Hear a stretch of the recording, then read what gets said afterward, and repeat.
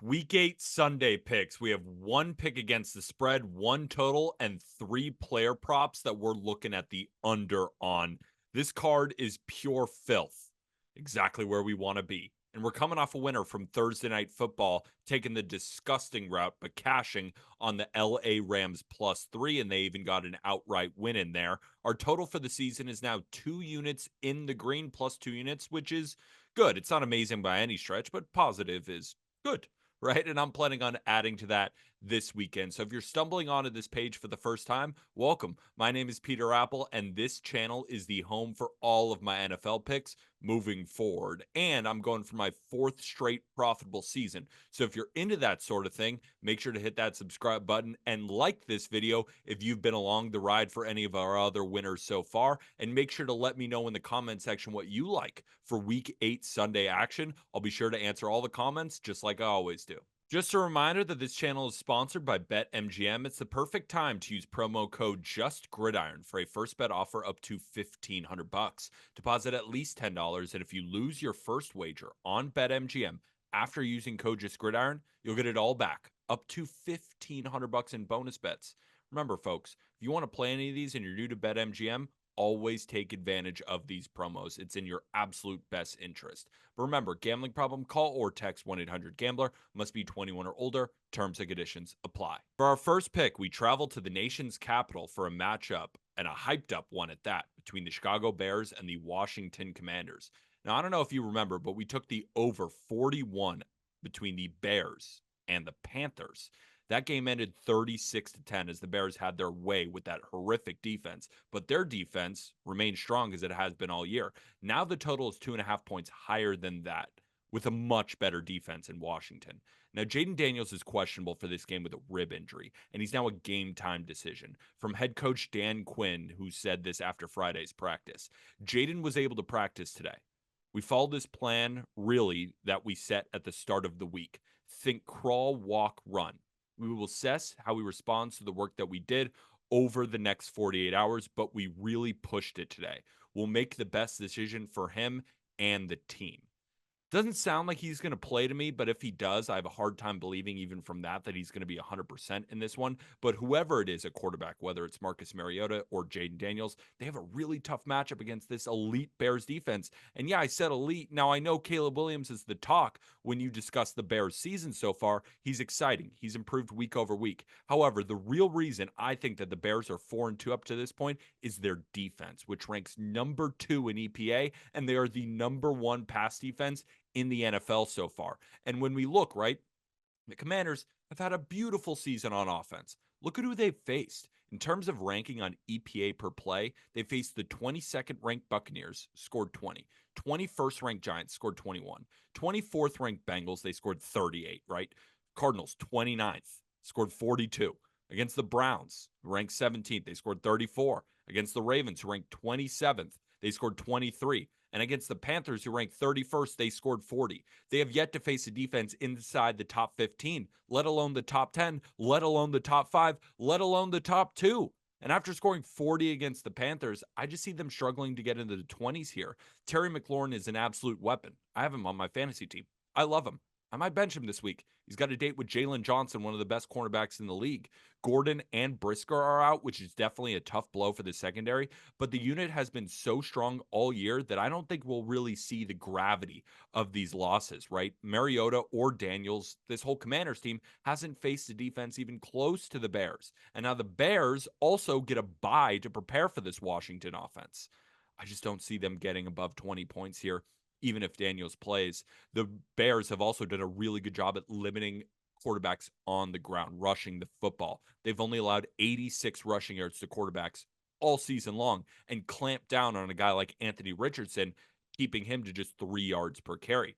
But on the flip side, right? Because if we're taking it under, we got to look at the other side. Dan Quinn is slowly getting this defense right. The Panthers, they move the ball, right? They're not good, but they can move the ball. Even when there was garbage time, Washington held them to 7. Didn't look good against the Ravens, right? This Washington defense. That's understandable. But they kept the Cardinals and the Browns in check. And now, not great offenses, but holding them below 14 points, it's kind of impressive. And since week 4, the Commanders' defense ranks 5th in the NFL in defensive EPA. It's really due to the secondary putting the clamps on opposing quarterbacks. They have the number one pass defense in the NFL since week 4. It's not surprising that a defensive minded head coach like Dan Quinn is improving this defense week in and week out. So as Caleb has improved, so has the Commanders' defense. Now, the Bears' offense has been awesome over the last 2 weeks, putting up 35 points in back-to-back weeks. But it was against the 2 worst defenses in the league, right? I think they step up and keep the Bears in the low 20s. And another narrative that I'm buying here, national media's talk about this game. I mean, it's a head-to-head of these great young quarterbacks, and the defense or in the offenses are all we're hearing about all week. I think the defenses are just listening to this and saying, well, what about us? The Bears defense is elite, and the Commanders defense is trending upwards. I expect both units to put on a show in this game, and I have this game priced as the correct total, or fair, in my opinion, at 41. So I'm almost a field goal off here. Give me the under 43.5 at minus 105 for the Commanders versus the Bears. Now for our next game, we're getting even grosser. We're traveling to Jacksonville for a matchup between the Packers and the Jaguars. If you know me, you already know where I'm going with this. When surveying the board, this line immediately shot out at me. The Jaguars are one of the jokes of the league, and the Packers have won 3 straight, including a big-time win over the Texans last week. The line's 4? I think I found out why. Total letdown spot for a young Green Bay team. This is what we like to call a huge sandwich spot. You'll hear it a lot among NFL bettors. They are nestled right in between a huge win over the Texans, and then they have a massive divisional game against the Lions the week after. It's very easy for a young team to overlook the lowly Jaguars. And the Jaguars, on the flip side, if we're just talking about motivation, we're talking about the spot, virtually playing for their season at home. They have the Eagles, Vikings, Lions, and Texans over their next 4 games. If they don't win here, it's hard to figure out when the next wins are coming. Now, that's not enough reason to bet on a team, but a motivated Jag spot against a Packers team that may overlook them, objectively a great spot to back the Jaguars. Now, the Jaguars have left a sour taste in our mouths when we bet them against the Bears in what ended up being probably my worst pick of the year. I left them for dead, hated them, and then they came right back around and dominated the Patriots, putting up 364 yards with no turnovers. I know the Pats aren't very good, but you can only play who's in front of you. And the Jags haven't been playing well against bad teams. This one looked a lot better. And I think it might be a jolt here because coming back from London may take us off this how good the spot is for Jacksonville, right? But the Jaguars are very used to this trip. Last year they went 2-0 in London, then came back and won 37-20 against the Colts in their first game back. I like the Jaguars offense really in this spot to stay hot. I don't see the Packers defense getting up for this game. I know Lawrence has been inconsistent, but from what I'm looking at, and I still have faith that he's a good quarterback, he still has really good weapons, especially with Brian Thomas Jr. coming into the fold, and he's got a great backfield. I'm just betting on a really good offensive showing from the Jaguars in this one. Now, the problem will be slowing down the Green Bay offense. The Jaguars defense is terrible, right? But the coverage they run should be able to slow down Jordan Love at least a little bit in order to get this cover here. Jordan Love's completion percentage against man, which is Jaguars play at a top 5 rate in the NFL, ranks 25th in the league. 59.6% completion percentage against zone. Big drop off there. They also get Aluakon back from the IR at linebacker, the best defensive player on this team. It's a big upgrade to a defense that desperately needs playmakers. Now, head coach Matt LaFleur is elite. He's elite in most spots as the head coach of the Packers. Over his history, he's great as a road underdog. He's just awesome as an underdog in general. He's over 50% as a home favorite as well. But the one spot the Packers haven't been great in when he's at the helm, road favorite. 9-14 ATS. You don't see those trends for Matt LaFleur. The only spot where he's not over 50%. Jordan Love also just 4-5 as a favorite in general against the spread. Just 4-5.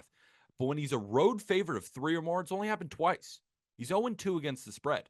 Now, nobody's going to be betting this game with us. And maybe even you watching, you're still not going to tail this play, which is why I love betting on the NFL in spots like these. My model is actually showing value on the Jags to win outright, but has them closer to a 3-point underdog.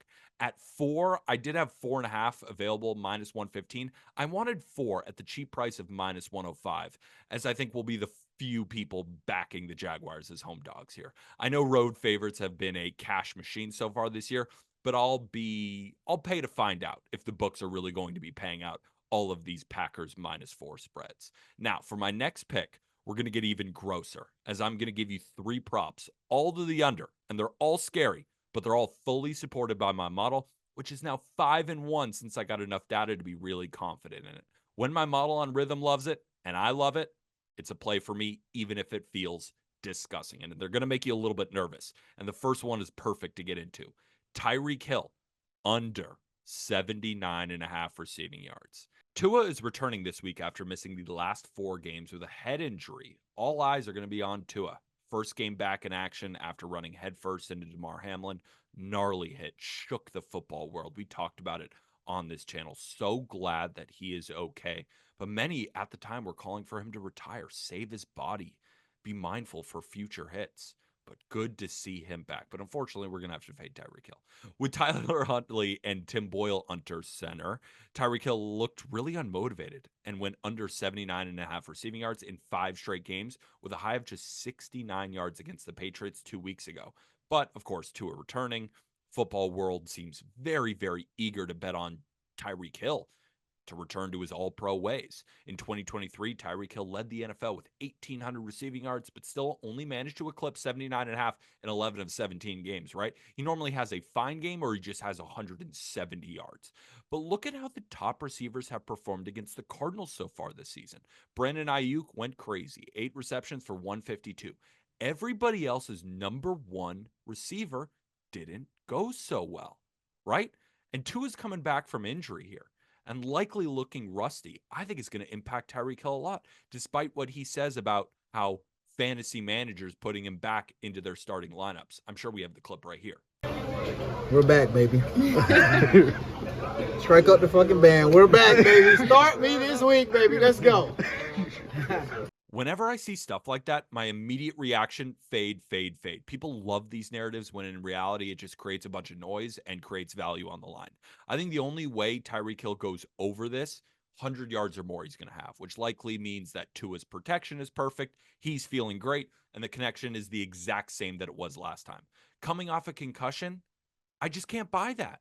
And my model has Tyreek Hill projected for 60 receiving yards with a 73.2% win probability on this bet. Whenever my own analysis lines up with what my model is saying, I feel really good about this bet and the one that aligns with it. If you haven't yet, use the link in the description of this YouTube video or scan the QR code on the screen to download the Rithmm app and access a 7-day free, absolutely free trial to try it out with all prop and game predictions backed by AI modeling. Let's get to our second prop, and it's still really gross. We're going to take Cedric Tillman under 38.5 receiving yards. You may not even know who that is, and it makes sense, right? Randomly, we'll check the box score. You saw Cedric Tillman, 12 targets, 8 receptions, 81 receiving yards. Has he emerged as the top wide receiver for the Browns? As Amari Cooper has been shipped off to Buffalo? I just don't see that to be the case. Now, I watched that game. Tillman capitalized on a very rare game state last week against the Bengals. Starting quarterback Deshaun Watson went down in the first half with an Achilles injury, which forced the Browns to put in Dorian Thompson-Robinson in at quarterback. And as you can imagine, DTR had almost no success. He went 11 for 24 for 82 yards, 2 interceptions, and one of them was actually Tillman's fault. Going into the fourth quarter, the Browns trailed the Bengals 21-6, and Tillman had 3 receptions for 20 yards.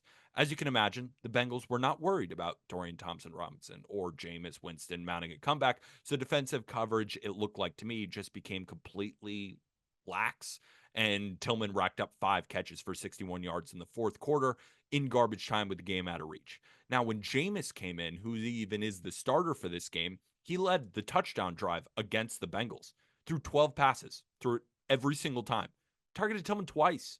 And one was for a catch, the other one wasn't. He spread it around to everybody, which is what Jameis does. Love Jameis. With Jameis getting extra reps with the first-team guys in practice this week, I expect the ball to just continue to be spread around, especially with David Njoku entering his 4th game since returning from injury. Njoku caught 10 balls for 76 yards last week. Now, we got to remember, Tillman had 0 receiving yards over the last 3 weeks combined going into this game. I know Amari Cooper is gone now, but they still have Njoku, Akins, Elijah Moore, Jerry Jeudy, and Nick Chubb is back, giving them his legs in the backfield. I don't see how Tillman becomes a big part of this game plan all of a sudden, and my model fully supports this sentiment. I don't think a fortunate game state for Tillman last week. Don't let it trick you. He's not about to become the number 1 or even the number 2 option in Cleveland without Amari Cooper and Deshaun Watson, and he's facing the Ravens. The prop prediction model on Rithmm projects Tillman for just 22.7 receiving yards this week, giving under 38.5 receiving yards and 80.2% probability of winning. Now, for my last prop, we're going to head to Seattle for a matchup between the Seahawks and the Bills, and we're taking Tyler Lockett under 59.5 receiving yards. Now, DK Metcalf is doubtful, which may have people just running to go bet Tyler Lockett. But what I see is now an inflated line in a tough matchup, which I think has him going under much more likely than going over.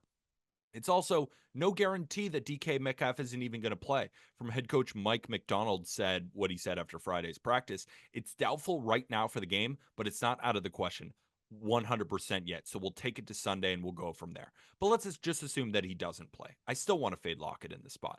Tyler Lockett is the receiver that you want to target if the defense plays a lot of man coverage. He's close to DK this year in routes run, yards, receptions, but against heavy zone, this entire Seahawks offense takes a step back, notably Tyler Lockett. Lockett seems to be Smith's third look in zone coverage just from wide receivers, as he's below just JSN and DK in both routes run and receptions. Smith tends to spread the ball out a lot against zone. Other options, Jake Bobo, Noah Fant, Laviska Shenault, and both running backs. And just playing zone is one thing, but the Bills have an elite zone coverage that have been fantastic at limiting opposing wide receivers. Per PFF, they are among the top 3 in yards per target allowed and yards allowed per reception from zone. The Bills are just 8th in receiving yards allowed to wide receivers this season overall. The Bills model, when it comes to playing defense, bend, don't break. Tyler Lockett is famously known for kind of protecting his body. So when he catches it in space, he often just kind of goes down, right? And that's what the Bills want, short, intermediate passes. I wouldn't be surprised if Lockett goes over his reception slide at 4.5, has 5-6 catches. I just don't see the yards are going to be there. Remember, he was under this line in 65% of his games last year, but is over this line in 3 of his last 5 games, averaging 61 yards per game. That's about where this line is, signifying that this is an average matchup for him. I don't think it is, even without DK. My model's projection loves it. 42.5 is his projected line, even with the DK news. His lines remain relatively unchanged, but with some books flashing at 56.5. I took him under 59.5 receiving yards at a cheaper price than going with 60.5 because it was like minus 115, minus 120. Give me 59.5. I don't think he's getting 60.